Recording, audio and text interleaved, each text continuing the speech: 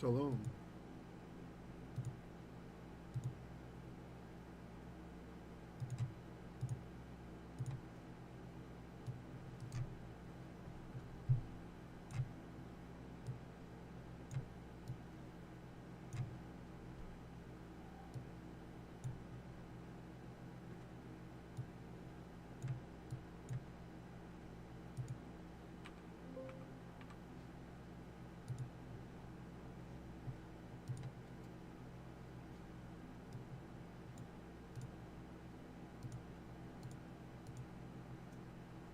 Hey, Shalom. Sorry, we had some technical issues. Maybe I'll just wait a little bit to start for people to come in.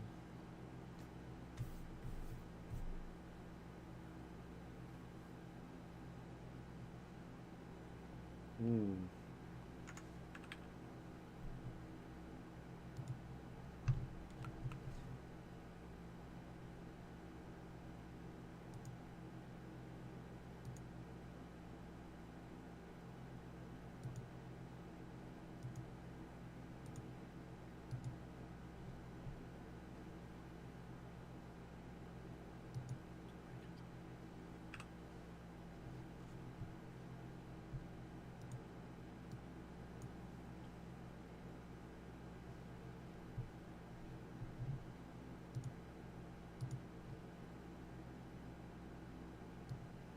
Yeah, hey.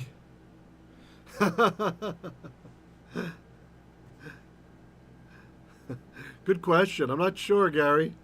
Hey, Shalom, Sean. Shalom, Betty. Sorry for the late. Well, we're on time, but YouTube was causing problems. I kept trying to schedule the stream, and whenever I tried to schedule the stream, it'd say, can't schedule a stream in the past. I'm like, what are you talking about? And so it was only letting me schedule a stream for tomorrow, for August 16th, not for August 15th. And I don't know where it thought I'm located at because. Now that's interesting. Unless someone hacked my computer from a different time zone. Like, more forward future than we are. Anyway, I can't understand why that happened. Just really bizarre.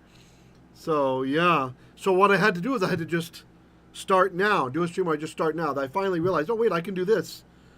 And then it thought it was like kings and stuff, and so I had to change it back. So, oi. Hey, so Shalom, Gary, Sean, Betty, Davey, Michael, Julie. Yeah, usually you guys are here. I was like, oh no, I hope they can find the stream. I hope it announces it properly. That was just so bizarre. I kept trying different things, different formats. It wouldn't even let me schedule a stream for later tonight, like later in the evening. So, yeah. That was fun. So maybe while we're waiting for the others, maybe I'll read from a psalm. Let's do that.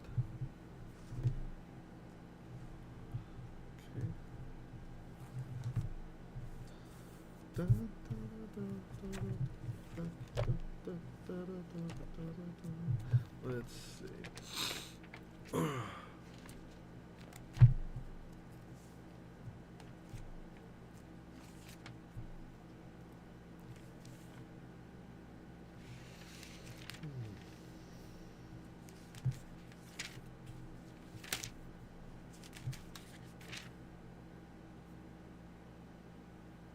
Here, we'll do a famous one tonight. Let's do Psalm 23. Seems kind of apropos.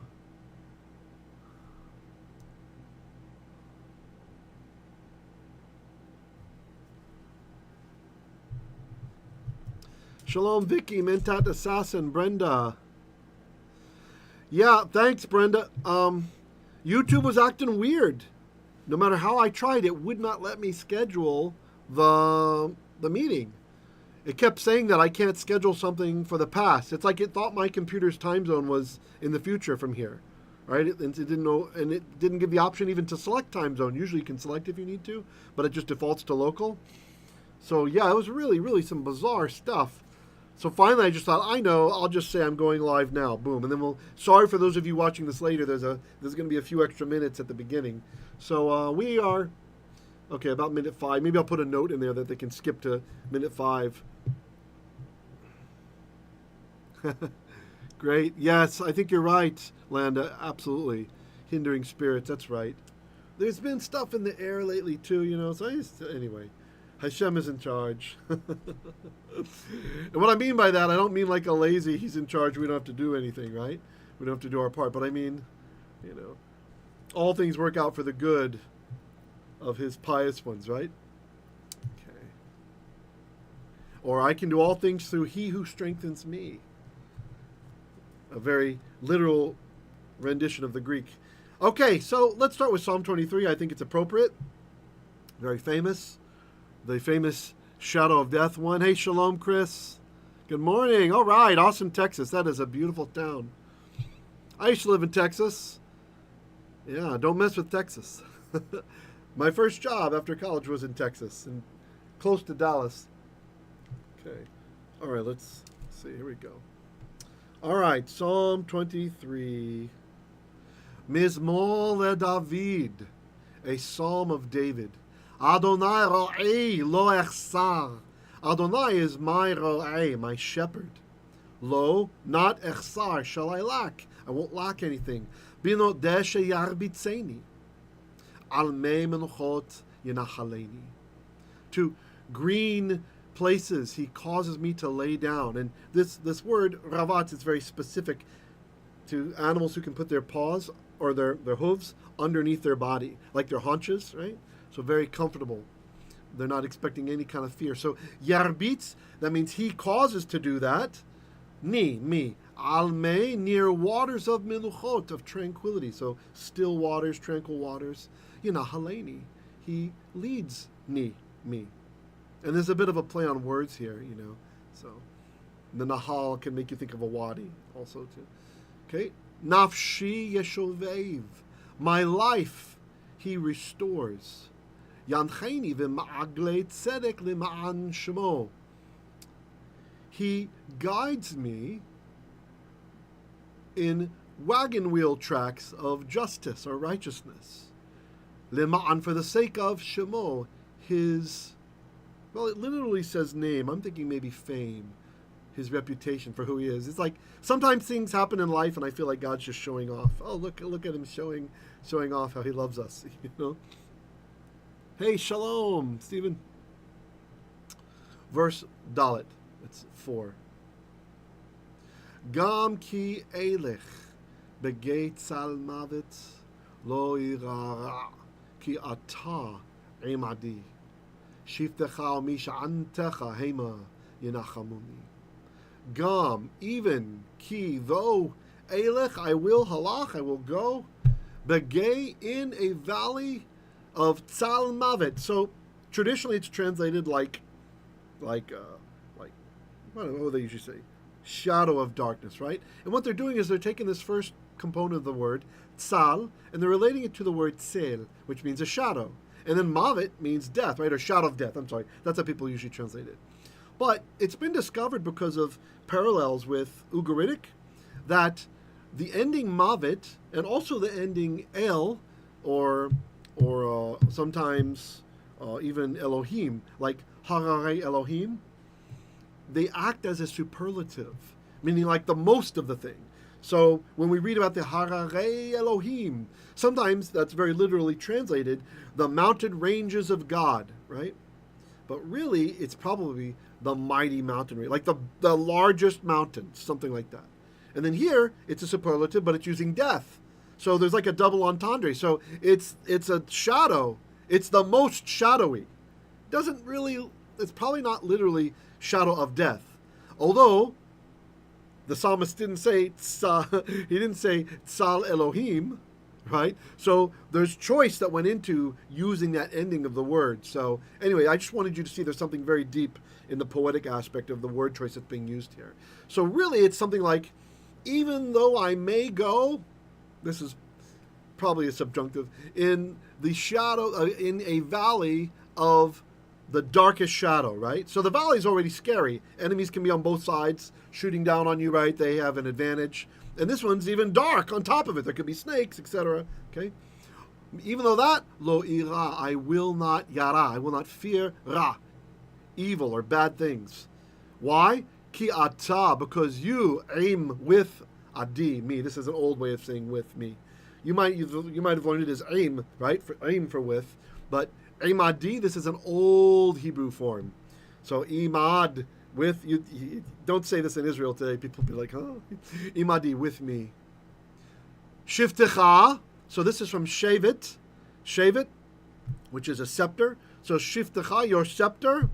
Umish'antecha, a mish'anet is like a shepherd's stick, right? You got the hook on the end, and you can grab the sheep, and without having to run over to them.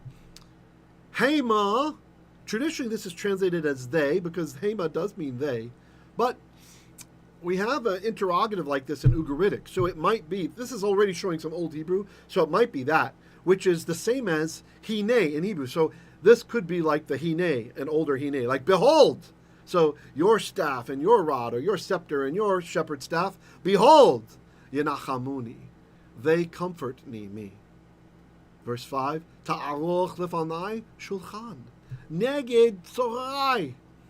Ta'aroch, arach is to arrange. This can be like a court case, or in this case, it's actually stuff. So you arrange lefanai, before me, shulchan, a table, neged, across from, like just across from, but facing, tzorai, my tzorers. A tzorer is like a shomer, but a bad one. Just like Mavit means the most of, but in a bad way, and Elohim means the most of, or El in a good way. So here we have a shomer is someone who's like a guard, right? A watchman, right? The watchman on the walls that God has set over Jerusalem, right? But a tzorer is a watchman who's a bad watchman. He's watching, waiting for you to stumble. He wants some revenge on you. He's hoping you mess up. He's hoping your ministry fails. He might even say, your ministry's going to fail because of... whatever, or your project at work is going to fail, or your, whatever it is in life is going to fail. That's a tzorer. Someone is hoping you fail. But the psalmist says, Ta'aroch lefanai shulchan neged tzorai. You prepare, you spread out, you organize before me a table across from my adversaries, these ones who are watchmen for bad stuff to happen. Dishanta v'Hashem en roshi kosir revaya. Dishanta means you have anointed, you have poured v'Hashemen, with the oil, roshi, my rosh. Kosi, my kos, revaya. Revaya is like inundation, right? If it's about a river, it's like it totally is flooding, right? It's flooding. It makes a shetef. So, but this is the cup is overflowing. This is why on Erev Shabbat we hold the Kiddush cup on the bottom, right? If you can afford enough wine, and you pour the wine all the way to the brim so that it's dripping out. It's kind of like, have you seen like the tension in the fluid? It's keeping it together, but it's not flat.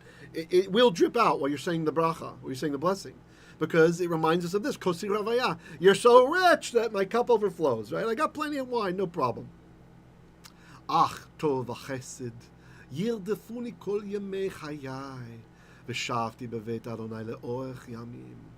Ach, indeed, surely, tov, good things, v'chesed, and loving kindness, or grace, or the good stuff that comes from being in the family with the king, yirdefuni, they will chase after me, kol, all of the yemei chayai, the days of my life, v'shavti, and I will yashav, I will dwell or sit, Beveit Adonai, in Adonai's house, the Oech Yamim. So literally this means like for stretched out days. It's an idiom that means forever, right? For ancient days, for stretched out days. Something like this, just anyway. Yeah, good. Yep, Stephen nailed it, the cup. Yeah, okay, yep, sorry. Yeah, Landa got it. We go a little bit quicker when I use the Psalm for prayer because I don't want to take over all the time from Exodus or whatever the other teaching is. Maybe we'll go slower another time on this. So yeah, sorry, these are kind of rapid fires because we're doing it kind of as a prayer as well.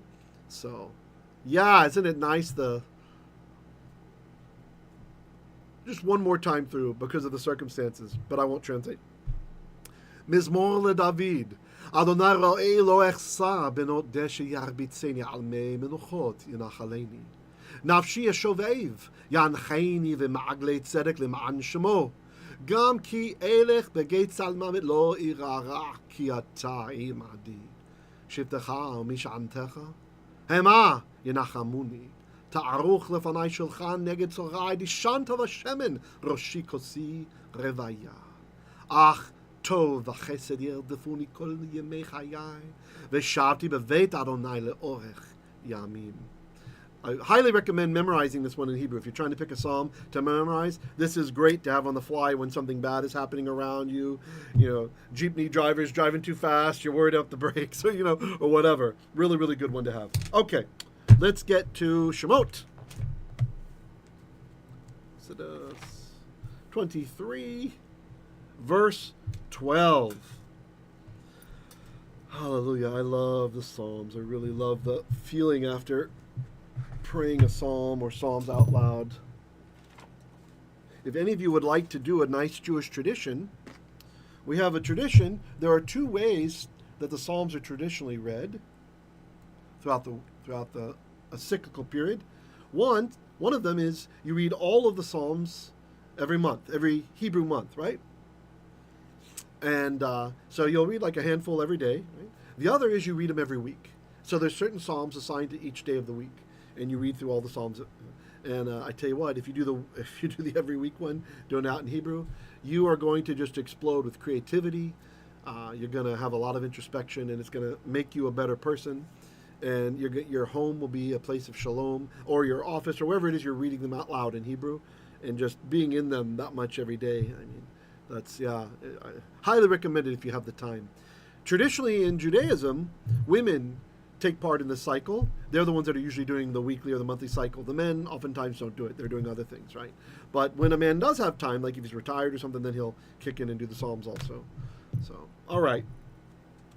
Let's see. Hey, Shalom Alec and Mentat Assassin. Oh, yeah, look at that. We had a good turnout. Oh, I wasn't recording. Okay, maybe the psalm wasn't supposed to be recorded. That's good. Devorah reads everyday Proverbs for the day.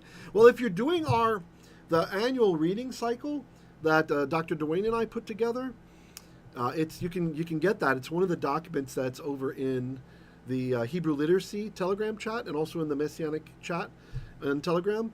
It's a PDF, and we go through the whole Nach every year, right? Not the Torah, because the Torah we're reading anyway, right, for the Shabbat cycles, but the Nach, which is the prophets and the writings, and we also have readings for the New Testament in there as well, the apostolic writings, right, for those who like to do that. And we encourage people to do it in Hebrew. That's the idea, to do it in Hebrew.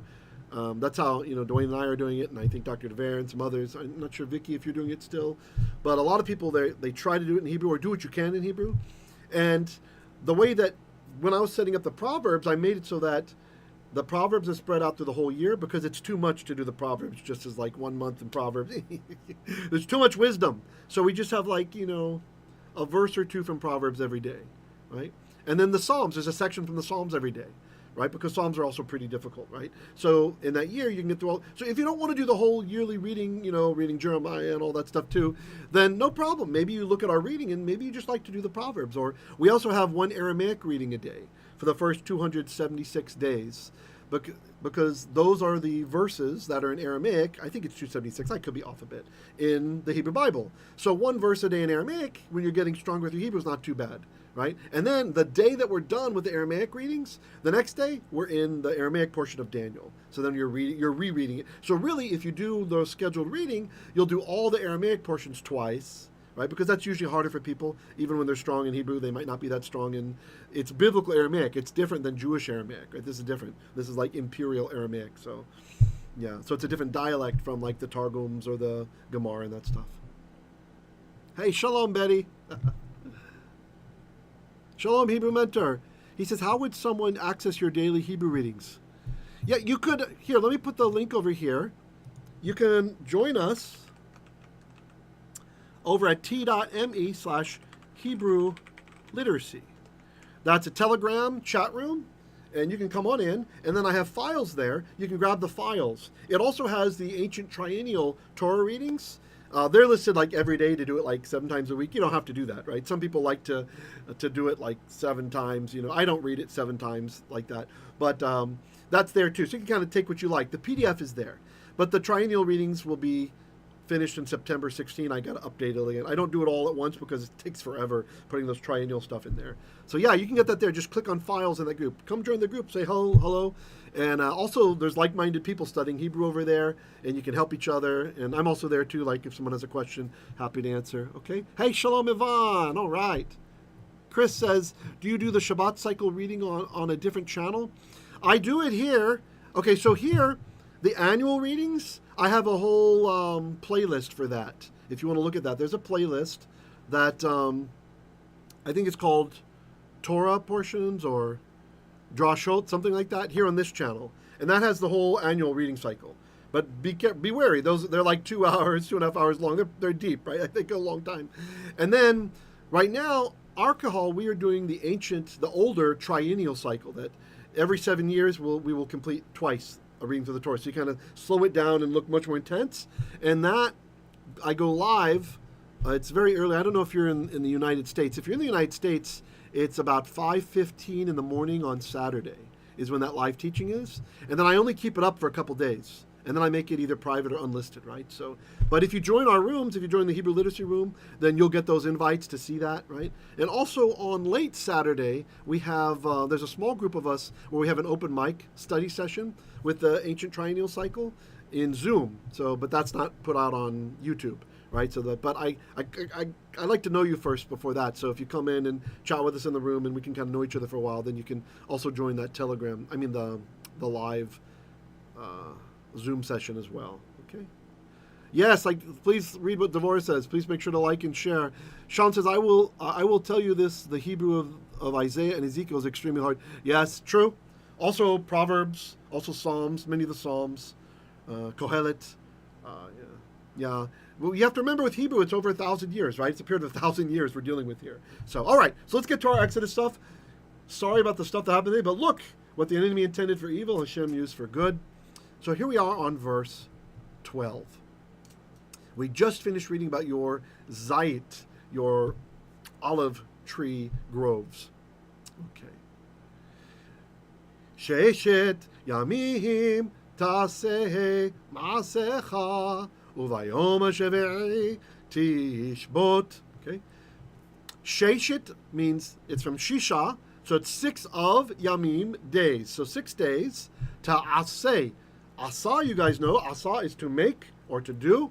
And the tav means you will make or do. Ma'asecha. Now this is a noun that comes from this verb. Ma'aseh is like a dealing, right? So you shall do your dealings. You shall make your making, something like that, right? Okay, the ma'asim is makings or dealings, or it's like a kind of work. And then you drop the mem, and it means of. So the ma'aseh, the works of cha, of you. So your works, your things. Uvayom, and v, in, or I'm sorry, but. It's but here. Vav, we always have to think about context, right? Vav can be and, but, or, when, if, then, exclamation point. It can even be sometimes a vocative. It can mark the vocative. So all kinds of things for Vav. So first I said and, but then I scanned, oh right, we're talking about the Sabbath, so.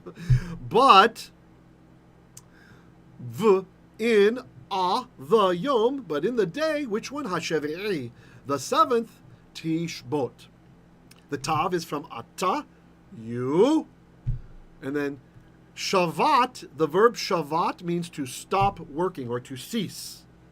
So tishbot means you will stop working. This is why the Sabbath has the name it has. Shabbat, it's the day of the stop working, right?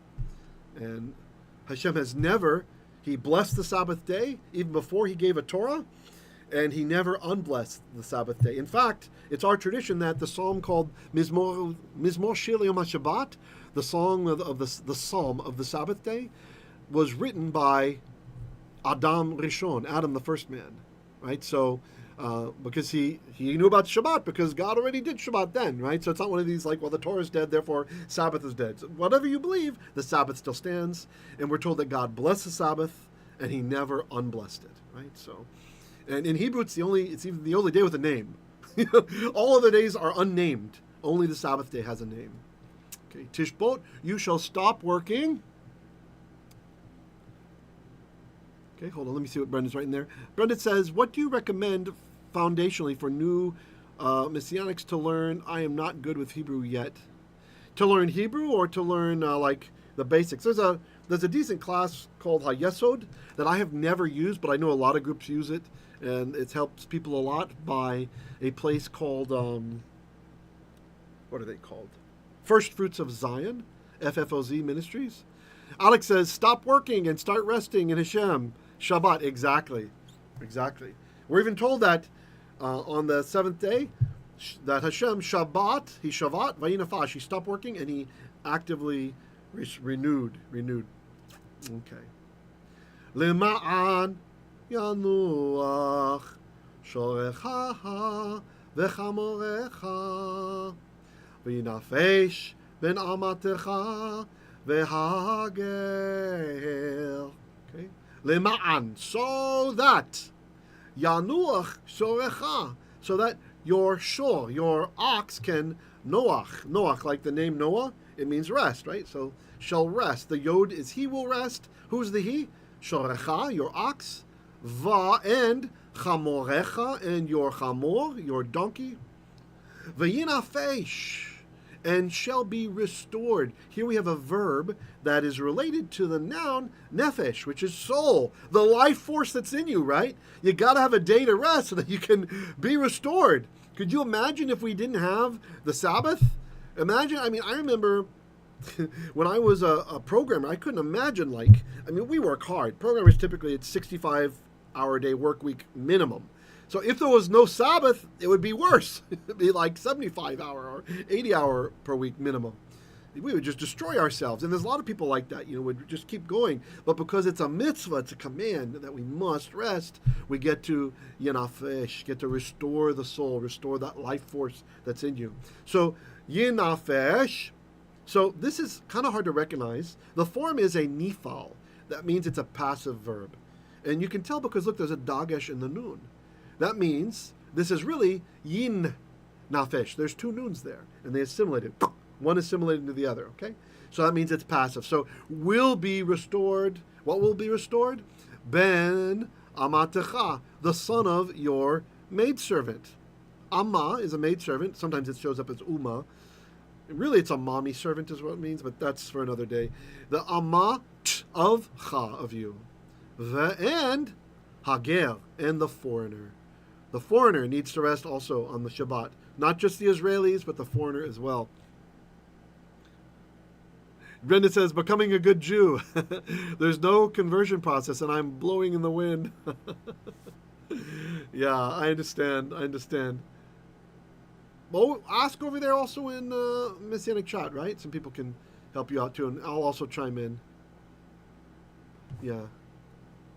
Don't worry, you keep doing these immersion things, your Hebrew's going to get strong. And the Hebrew word of the day, make sure to keep learning that stuff. You got to keep learning your vocab. Verse 13. Landis says, could Amma be a nanny? Ooh, that's interesting. So I haven't really explored that possibility. Usually what it is there are two words that usually just translate to one word in English, maidservant. There's shivcha. Shivcha is a servant who is a woman, who's a virgin, who can only, she only goes where the women are, right? She doesn't go to the places in the house where the men would be alone with her. Right? Only where there's women, and she has a gevira. She has a mistress who gives her orders, right? This is what you do that, right? Okay. If and when a shivcha is elevated to procreate, right, to be like a wife of the husband, or a pilagesh, something like this, then usually, again, it's not 100%. It depends on the era when it's written in biblical Hebrew, right? But then usually she's called an amma, from the root Aim, meaning mother, right? Or in modern Hebrew, they'll say ima, right? That's mother, coming from the Aramaic. But aim is mother, right?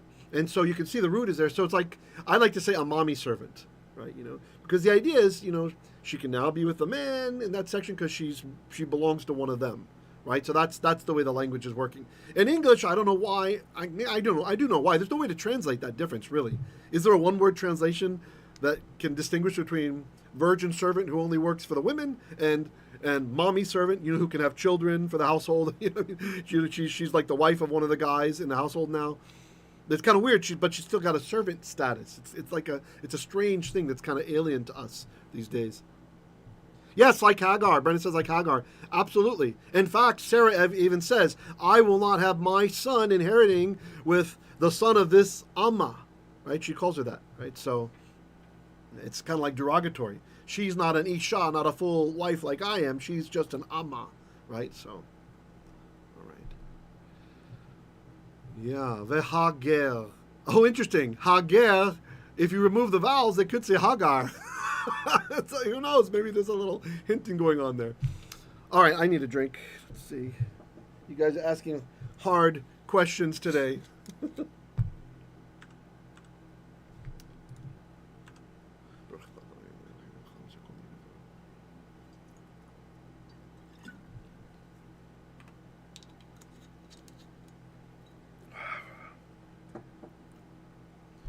All right.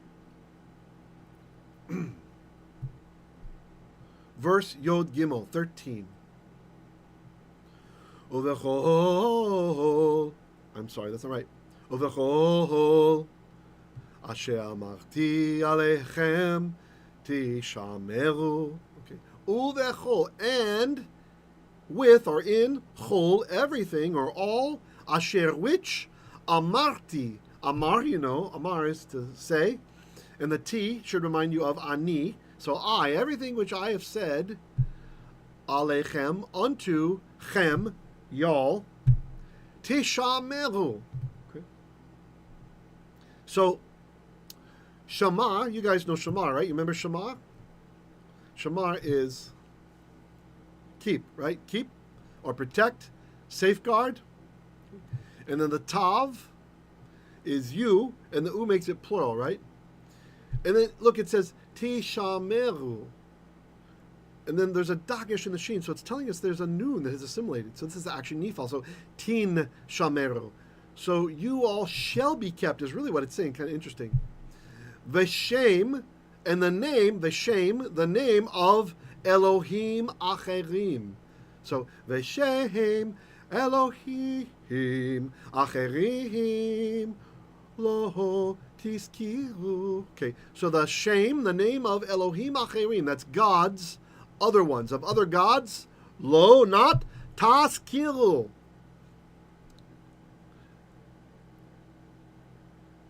Jacob says intertextuality. I'm not, Sean has something for that, I'm sorry. Sean said, what was considered a concubine? Okay, so the word for concubine is pilagesh. And really, the English word concubine, I don't like it. It's not really what the word is. I mean, if we think about what a concubine is in English, a concubine, at least my understanding in English, it feels to me like a prostitute who only serves one man. Right? Like she's agreed to just be the one guy. And that's not what the word means in Hebrew. Pilagesh is really like a different kind of wife, right? She's a wife with fewer rights in one way, but more rights in another. There's a book on this written by the Yavitz, who's a very famous Ashkenaz rabbi, deeply respected. He's the same reason why Ashkenaz Jews respect Yeshua, right? When you hear a Jew going off talking bad about Yeshua, right? Then either he's a bad Jew, right? He's not religious, or he's not Ashkenaz. Like he might be, a Persian Jew or something like this, right? So the German Jews, right? Basically the white Jews, so-called white Jews. We're the Ashkenazim, and the Yavitz is a hero of the Ashkenaz. He was like defender of the faith against the Sabbatai Sabianism, the false Messiah in Europe and all this stuff. Anyway, so Rabbi Jacob Emden is known as the Yavitz. And so he wrote a book about Yeshua saying that, hey, he's a great guy, we should claim him as our own. He basically intended to rid the world of idolatry, and he did great strides in that direction, right?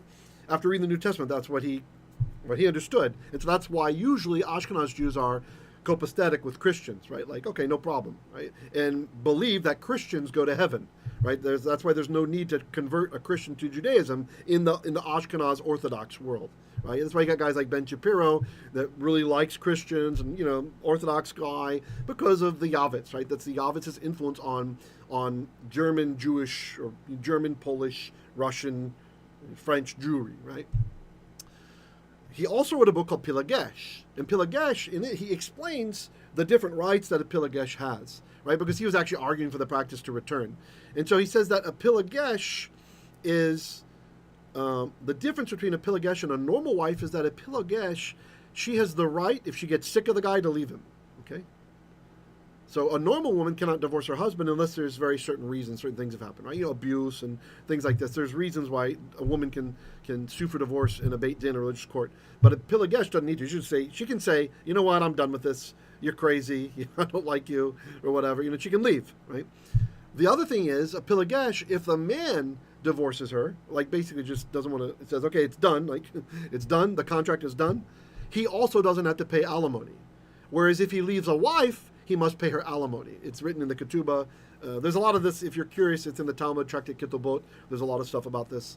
Marriage contracts is what it's called. So anyway, it goes really ad nauseum, some of the details. So hope that answered your question. Concubine, I hate that translation because it makes it sound like such a sordid thing, when really it's another kind of wife. Is what it is. You got an Oma, you got the pilagesh, right? And you got, look, in the book of Shoftim, Judges, the Levites, pilagesh, she leaves him and she goes back to her father. Why? Because she has that right. She doesn't have to stay with him. And then he goes and tries to convince her and tries to convince the father, I'm sorry, I'm such a jerk, come back with me. And bad mistake on her part, she did, and then he lets her be raped all night long, right? So, all right.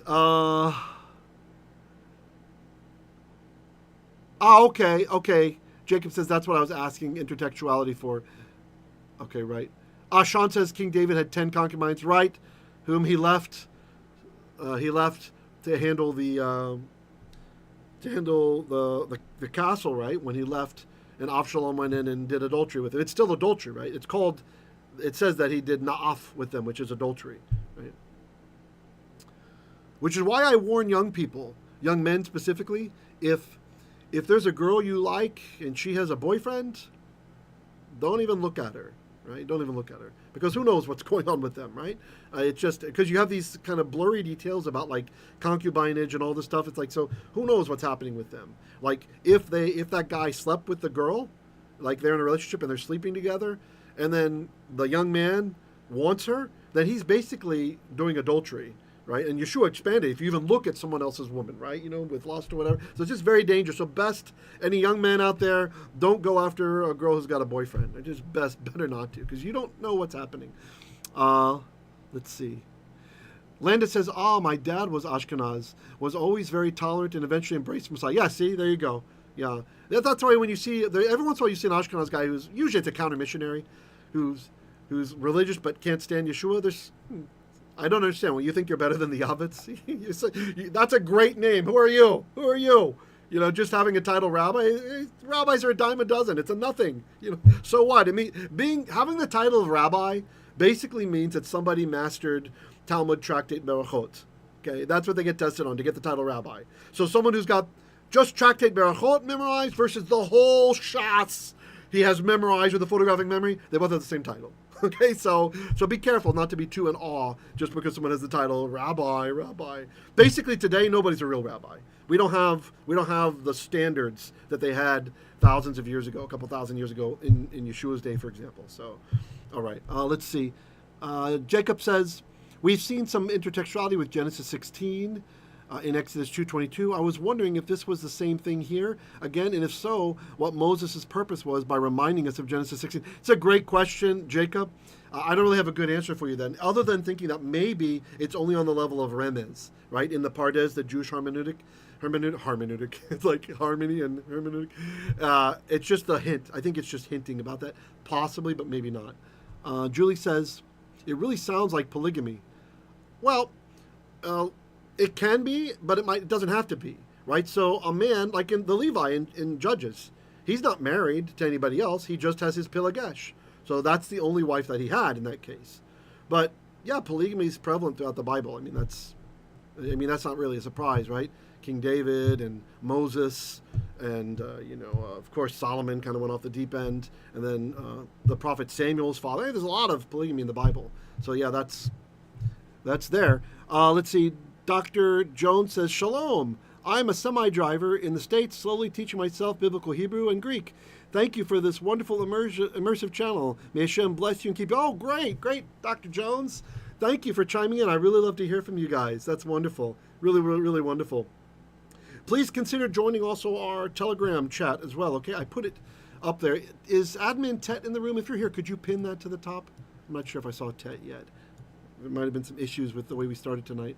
By the way, I'm going to go an hour tonight because we had the issue starting and I kind of spent some time in the psalm. I don't want you guys to feel like you missed anything. Brenda says Solomon messed it up for everybody, right? Well, you know, the Talmud teaches that a normal person was not limited in how many wives he could take, right? But the king was limited, right? We know the Torah says that the king, he's not supposed to have too much wealth, right? He's not supposed to have too many chariots, too many horses, and he's not supposed to have too many women. So the Talmud actually limits the king. It says that the tradition was that a righteous king would not take any more than 18 women. That would be the max, right? And it's just assuming that they're not like pagan women. Solomon, whether he was a polygamist or monogamous, that's not the problem. His first wife was a pagan.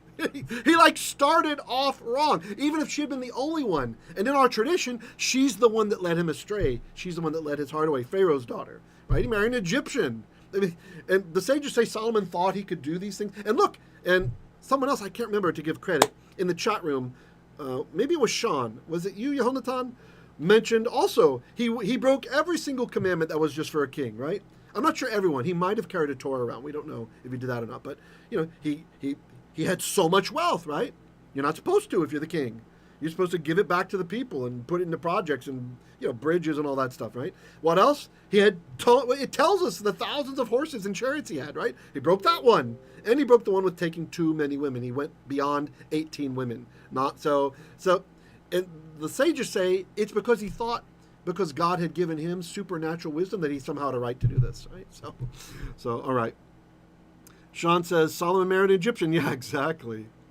He was walking like an Egyptian. All right, so let's keep going. Let's see. Okay. So, okay. The name of other gods, Elohim Acherim, lo shall not tazkiru. Now, this is an interesting word. So, zachar is to remember, right? Not zachar meaning male. They're homographs. They're written the same, but they're different words, okay? And this is, see the yod that's jammed in there? When you can identify the three root letters of a verb, and you find that there's a yod jammed in before letter number 3, this is a special causative form of the verb, okay? So that means it's a hefil. It's a causative form. Usually it can be elative, but usually it's causative. So this could mean tazkiru. The tav is you, and the u is plural. So ta, you, and then cause to zachar, u is plural. So it's y'all. Y'all, plural, shall not cause to remember. But it can also mean shall not recognize, right? You shall not recognize. So there's two possibilities here. So let's just stay with cause to remember. You shall not cause to remember the names of other gods. Lo yishamach al picha. Lo yishamach al picha. So shema, you guys know shema.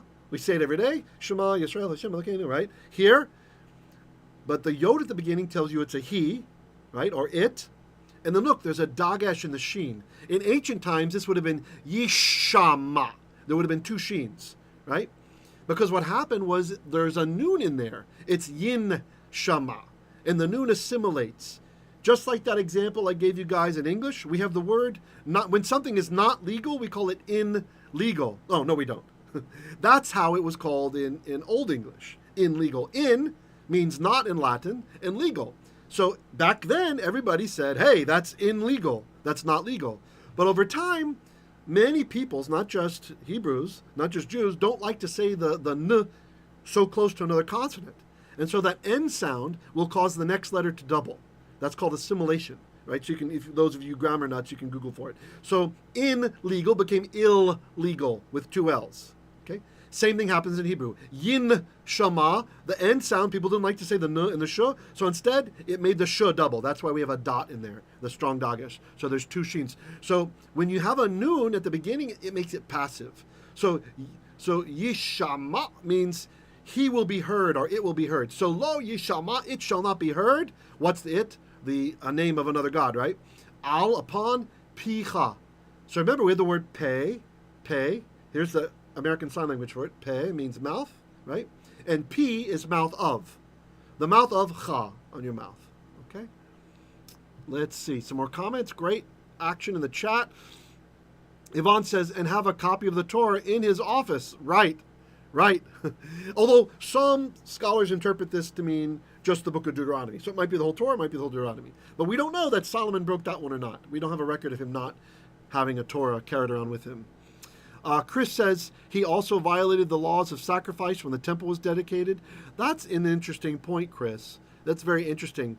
Now, the sages say that the king did have some special rights, right? So the king did have some special rights that he could participate. And we even find out that, and this is weird, but some of David's sons are referred to as Kohanim, as priests. But how could they be priests? They're from the wrong tribe, right? So there's something there. I think there's something that where the kingly office does have a special right to do some of these things sometimes. Maybe because there's a dedication. He doesn't do it later, right? So maybe because there's dedication or something. So, yeah, but very interesting point. Okay. Shalom, Yakar. Oh, look at that. Great. 31 online right now. We started out. Look, this is why YouTube wasn't letting me schedule the stream, right? We're reaching more people tonight live. So I'm really encouraged by that. That's great. Okay, we're at the 46 mark, but I'm going to give a bonus 15 minutes tonight because we've been talking about all different things, which I don't mind. I like it, but I do want to make sure we also make progress in Exodus. Okay, so here we are, verse Yod Dalet, that's 14. Oh, what does it mean that the name shall not be heard on your lips? This doesn't mean that we don't say the names of other gods. I can talk about Baal. If you read the Bible out loud in Hebrew, you will say the names of other gods. Chemosh, Baal, all of these jerks, they're in there. Molech, they're mentioned. There's people, there's even heroes with Baal in their name that were good guys. It's just their parents gave them a stupid name, and then they became good, right? They defended the faith and everything. So what it means you don't pray to them. We don't pray to them, right? It's ironic that today people, I've met Hebrew roots friends, and again, lots of love to Hebrew roots people, okay? But I've got some Hebrew roots friends who, they will not say the name of a foreign god, but they will say Hashem's name anytime they get a chance. I'm like, no, that's not what Kadosh is. Kadosh is not saying it all the time. To not be easily accessible. That's holy, right? To not say it every moment you get a chance, right? Because he's sacred. Say these other gods, we can say their names. They're not sacred. Baal, Baal, Baal, Baal. Can't stand Baal. Say it as much as you like. There's nothing sacred about it, right? So, all right. So just talk about having it backwards, right? Everyone doing what is right in their own eyes. Landis says another hour, please. I like going along, but I just don't want to make it. I don't want to exasperate anyone later on when they're thinking, should I watch this video or not, right? Because we got 32 live right now, but another couple hundred will watch it in the next couple weeks, right? And so I don't know what that number will be. Like maybe some people will think, I can't give it an hour, 15 minutes. So, but I'm with you. I like to, especially when the conversations get good, it gets interesting for me. Yvonne says, Jerubbaal, given to Gideon. Yes, exactly. Very good. Yep, I actually had judges in my mind there. Good job, Yvonne. Davey says, maybe the king was commander of priesthood, like the U.S. president is considered the commander of the military. Man, that's an interesting thought. Interesting. Well, there was an interesting relationship between the priest and the king, right? We even have, right before the coronation of Samuel, there's some interesting politicking that's happening, right, with Adoniah, right? There's some interesting politicking. And we find which priests are with him, and Joab is with him, and, some other people are with him. And it's very interesting seeing this dynamic. Who are the priests with, right? So you have, like, the priests having some kind of influence on who's going to be king. And then the king, what does Samuel do later on? He tells some of the priests, he says, look, you are not going to serve in the priesthood anymore. But because, you're my enemy, you went to help my brother, right? But because you kept the service of Hashem, and, my father loved you or whatever, you can retire, basically, all right? So the king is dictating who gets to be in the priesthood. It's kind of interesting. And then, of course, eventually this gets out of hand. After the Romans come in, the Romans actually call the shots on who's the high priest, right? So there was probably some existing tradition there that the Romans were able to just step into after they're invited into the land. Sean says, isn't it true that the prophets were also called Kohen? Isn't that the root Kahan for an office? I haven't heard of that, Sean. I'd be interested to hear some sources, if you have any sources on that, either here or over in the men's debate channel or wherever you like. That's interesting. Yeah, well, we do have a verb. The verb kahan is to act as a priest, right? So there's a verb kahan, lekahan, lechahan, which is to act as a priest or to officiate as a priest, or etc. So there might be that there's some more subtlety to that word that that we're not aware of. So Stephen says, I just read Ezekiel 46, and it seems the prince has a special role in temple rituals. Interesting point. Yeah, interesting point. Okay, so all right, so let's go back. All right, verse Yod Dalet, that's 10 and 4, 14. Shalosh regalim tachog lihi bashana. I misread this one. I thought it should just be tachog li bashana. Okay, shalosh, 3. Regalim. The root of this is regel. Regel. A regel is a foot. Okay, and so reglaim are your feet, the 2 feet, and regalim, this means foot festivals, right? So 3 foot festivals, because we are supposed to go up to Jerusalem. Tachog, you shall chog. This is from the root chagag, which is to celebrate, but it implies like circling in a dance or something, so it's kind of interesting. So you shall celebrate, or feast, you shall feast, li, me. Bashana. In Ash, the Shana, the year. And by the way, if you're wondering about the definite article, why you have a dot there, the same thing happens. In ancient times, before the biblical language had developed to where it was at for the Torah, for example, in ancient times, the word for the in Hebrew, the definite article, it stood alone. It was hal. Hal. Well, it was a prefix, but hal. Hal, that's hey lamed, meant the. And so the same thing happened with the lamed that happens with the noon we talked about before, right? Like in legal became illegal. So this would have been Bal Shana. So it would have been Hal Shana would be the year.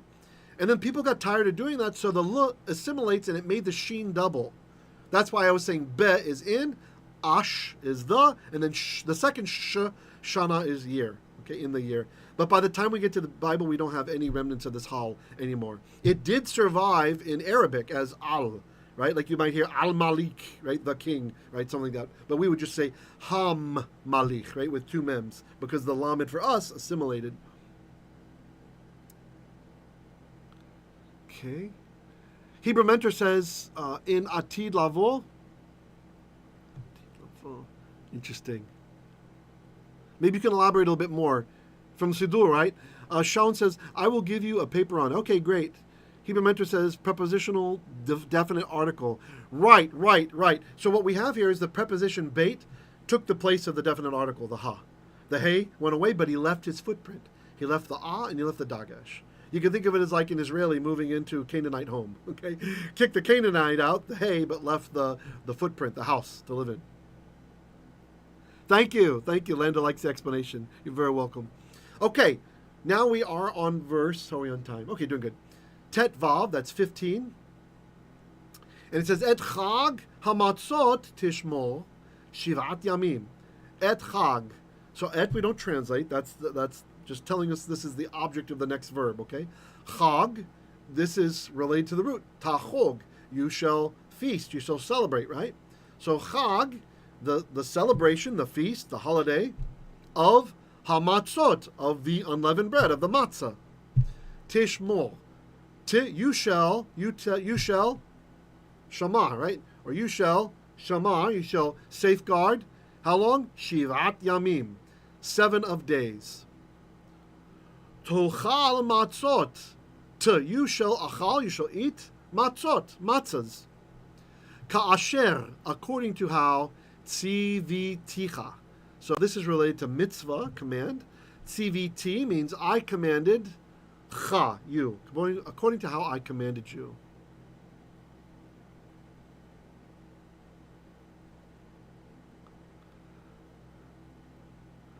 Okay, great. Thanks, Hebrew Mentor. Atid Lavo, the long portion in Ezekiel with unusual measurements of the temple that came to come pertains to the estimation of many of the age to come, not the past. Great, thank you. And also in the heavenly, right? In the heavenly realm. Very interesting. Okay. Lemoed chodesh. For the appointed time of chodesh ha'aviv. Chodesh means month. The month of ha'aviv, of the spring is really what it is. Aviv. Ki for vo in it. The beit is in and the o is him. Literally in him, in it. Yatsata mi mitzrayim. Yatsata. Yatsa is to go out. Yatsata. The ta makes you think of you, ata. So yatsata, you went out. Mi, from mitzrayim. Same thing happening here. This is the word min. And it can still stand alone in biblical Hebrew. Also in modern. Min means from. And so they would say min mitzrayim, and instead the nun assimilates, just like the n in legal. So we have the dot in the mem. So it's min mitzrayim. There's 3 mems here, really. Not 2. From Egypt. Okay. Velo yera'u fanei rekam. Velo, and not yera'u. The verb is ra'ah. Resh, aleph, hey. And when a verb ends in hey, the hey goes away. So that's why you can't find the root here. Just the resh and the aleph are what's left. Okay. But this is a bit complicated. I think I'll explain it. If you don't want to know this, that's okay. If you're new to Hebrew, or you're at a kind of intermediary, maybe a basic level, just let this wash over. This is for those who are kind of a bit more advanced, who want to know what's happening here.